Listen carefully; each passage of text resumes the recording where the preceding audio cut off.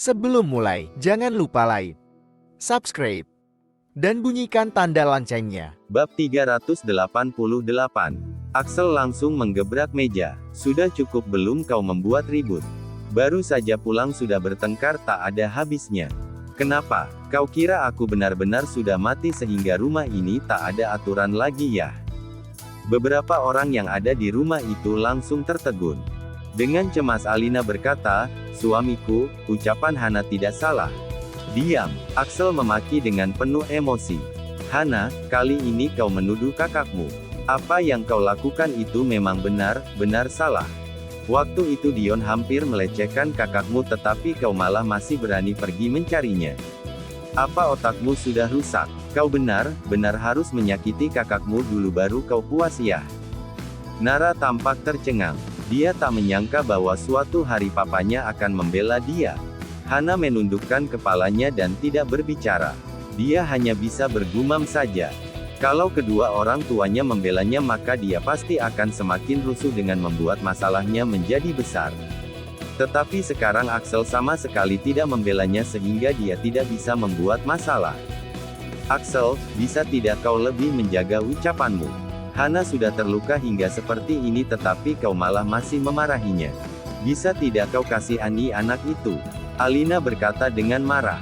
Dengan marah Axel menjawab, "Sejak zaman kuno sudah dikatakan bahwa ibu yang terlalu baik hanya akan membuat anaknya gagal dan tak berguna.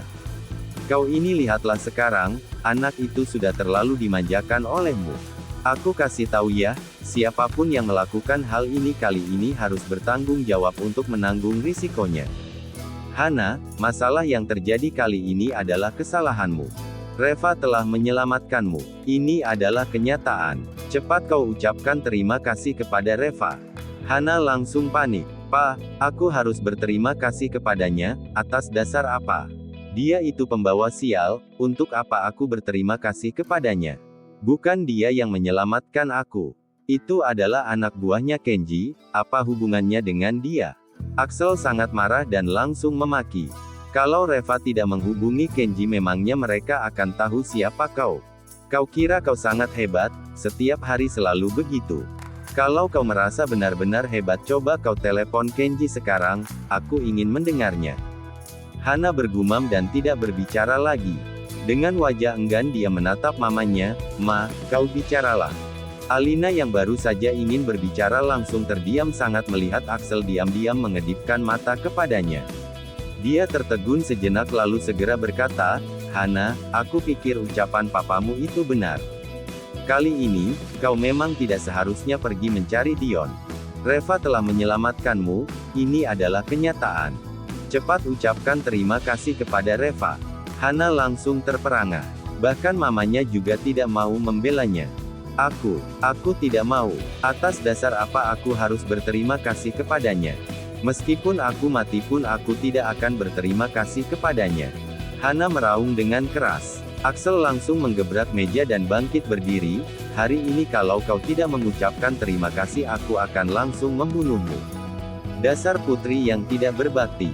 Aku masih belum selesai membuat perhitungan denganmu mengenai masalah kakakmu itu." Hana langsung bergidik ketakutan. Melihat Alina yang tidak mau membelanya akhirnya mau tak mau dia menurutnya.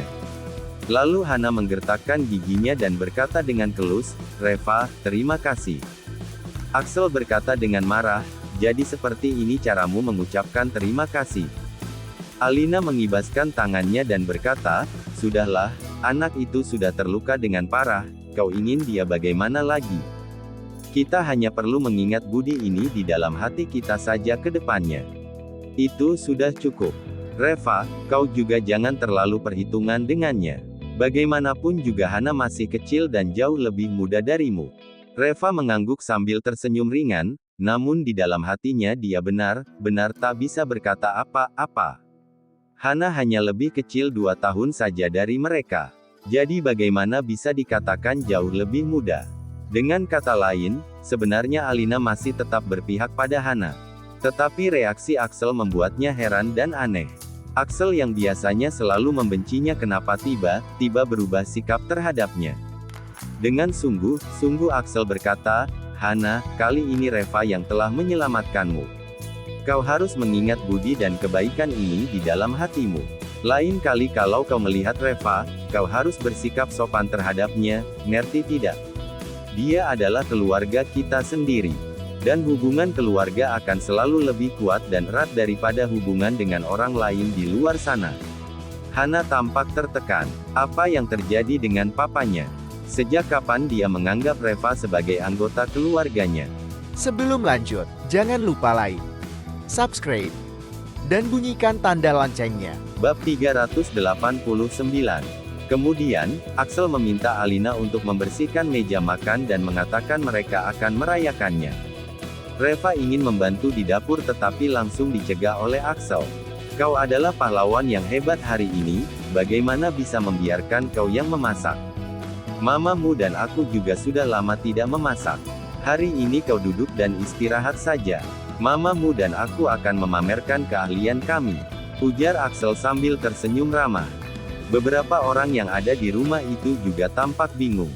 Setelah masuk ke dapur, Alina segera menutup pintunya dan mengeluh, "Suamiku, apa sih yang kau lakukan itu? Kau meminta aku memasak untuk gembel itu. Memangnya dia pantas menerimanya? Dan kau juga meminta Hana untuk mengucapkan terima kasih kepadanya. Apa sih yang kau pikirkan? Masalah ini kan memang kesalahannya. Kalau dia tidak menyinggung keluarga Regatta, bagaimana mungkin Hana bisa melakukan hal seperti itu?" Axel melambaikan tangannya dan berbisik, "Kalian wanita itu hanya rambutnya saja yang panjang tetapi akalnya pendek. Memangnya kau tidak tahu bahwa Reva telah memenangkan pertandingan itu? Apa konsepnya dari hal ini? Kali ini dia ikut berpartisipasi dalam pertandingan itu dengan dana ratusan miliar dolar US. Kota Carson bisa memenangkan dan menduduki peringkat utama. Apa kau tahu berapa banyak uang yang bisa kau dapatkan kembali?" Mata Alina langsung melebar, "Kalau kau tidak bilang aku benar-benar sudah melupakannya. Jangan sekarang Reva memiliki banyak uang di dirinya. Aku mengerti. Suamiku, kau memang lebih pintar dan berpandangan jauh." Axel tersenyum, "Makanya tadi aku bilang, Hana ini terlalu bodoh, dia tidak paham. Untuk apa dia melawan Reva sekarang? Nanti kau suruh dia minia 2 miliar kepada Reva agar bisa digunakannya untuk mendirikan sebuah perusahaan. Setelah itu hidupnya juga akan nyaman dan tenang. Dia itu terlalu keras kepala, suruh mengucapkan terima kasih saja tidak mau. Hai, aku bilang ya anak ini benar-benar sudah terlalu dimanjakan olehmu." Alina tampak canggung, "Aku tidak berpikir sampai ke sana tadi. Bagaimana kalau aku pergi memberitahu Hana dan memintanya untuk mengucapkan terima kasih kepada Reva secara baik-baik?" Axel mengibaskan tangannya. "Sudahlah, lupakan saja. Kalau sekarang dibicarakan lagi akan tampak seperti disengaja. Pelan-pelan saja." Di saat yang sama, di kamar Nara berbisik, "Reva, pasti ada yang salah dengan perubahan sikap papaku terhadapmu itu. Aku rasa mungkin dia tahu bahwa kau telah memenangkan pertandingan itu sehingga ingin melakukan siasat lain lagi. Nanti kalau mereka bertanya kepadamu tentang berapa banyak uang yang kau dapatkan, kau jawab saja bahwa kau tidak mendapatkannya, oke? Reva, Nara, sebenarnya uang 3 miliar yang ada di tanganku itu telah aku investasikan semuanya. Kalau dilihat dari sumber daya medis yang telah kita alokasikan seharusnya 3 miliar ini sudah menjadi 6 atau 7 kali lipatnya. Mungkin ada sekitar 20 miliar. Ini juga tidak perlu memberitahukannya kepada mereka." Nara langsung berkata, "Tidak boleh dikatakan. Kau bukannya tidak tahu bagaimana karakter orang tuaku, kan? Waktu itu saja yang masalah 3 miliar sudah membuat rusuh hampir seluruh dunia. Kalau sekarang kau katakan kepada mereka bahwa kau mendapatkan 20 miliar, menurutmu masalah seperti apa yang akan terjadi? Reva, 3 miliar itu adalah uang kompensasi keluarga Yu untukmu. Berapapun yang kau hasilkan itu sepenuhnya milikmu. Kau tidak boleh membiarkan mereka mengambil uangnya. Kau juga harus memikirkan dirimu sendiri. Mereka masih punya tangan dan kaki. Tetapi saat kau meminta mereka membantumu, satu demi satu mengabaikannya dan tidak mempedulikanmu. Namun, saat melihat kau menghasilkan uang, mereka ingin ikut mendapatkan bagiannya. Atas dasar apa? Reva tersenyum dengan ringan. Nara semakin mempedulikannya. Sebenarnya, dia ingin mengeluarkan 1 atau 2 miliar untuk diberikan ke keluarga ini sehingga Axel dan Alina tidak akan membuat masalah. Tetapi kalau dipikirkan kembali, ucapan Nara itu ada benarnya. Axel dan Alina adalah jurang yang tak berdasar. Tak ada gunanya dia memberikan uang sebanyak apapun. Sebaliknya, jika dia mengeluarkan uangnya, Axel dan Alina pasti akan merasa bahwa dia juga ikut berinvestasi di dalamnya. Dan pada saat itu jika ketahuan bahwa 3 miliar itu tidak dibayarkan kepada Nyonya Meng, malah itu akan menjadi masalah besar. Daripada seperti itu lebih baik disimpan saja uangnya. Di kemudian hari, dia masih memerlukan banyak uang untuk membangkitkan kembali keluarga Li. Dia harus mulai mempersiapkan kekuatannya sendiri. Sebelum lanjut, jangan lupa like, subscribe, dan bunyikan tanda loncengnya. Bab 390. Axel dan Alina sudah menghidangkan berbagai macam makanan di atas meja makan. Lalu dia memanggil semua orang keluar untuk makan. Axel juga mengeluarkan sebotol anggur yang sudah lama dia simpan dan disayang-sayang. Anggur ini pernah diminum bersama dengan orang tua Hiro di waktu dulu. Dan Hiro juga sudah pernah meminumnya. Tetapi Reva sama sekali belum pernah melihatnya. Kali ini, Axel benar-benar mengeluarkan modalnya. Setelah minum 3 putaran lalu Axel yang melihat bahwa percakapan di antara mereka juga sudah lumayan seru kemudian tersenyum dan berkata, "Reva, aku tidak menyangka ternyata kau cukup akrab dengan Dr. Hale. Pantas saja kau berani melakukan investasi sebesar itu, 100 miliar lebih. Kali ini para bos di kota Carson yang ikut berinvestasi di tempatmu pasti mendapatkan untung yang sangat banyak." Bagus sekali, pandangan Nara memang lebih baik. Dia tidak salah menilai orang. "Reva, mamamu dan aku sangat bangga kepadamu." Alina ikut mengangguk-angguk, "Ya benar sekali.